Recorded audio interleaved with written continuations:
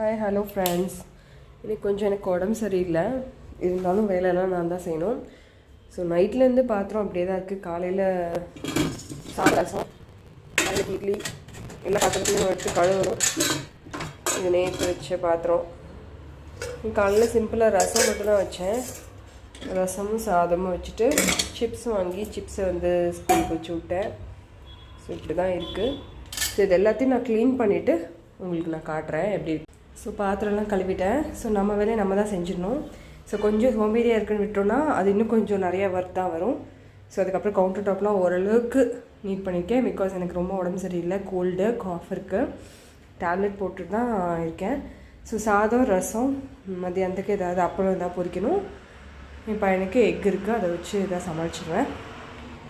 So எவ்வளோ தான் கஷ்டம் இருந்தாலும் நம்ம தான் நம்ம வேலையை நம்ம பார்க்கணும். By friend.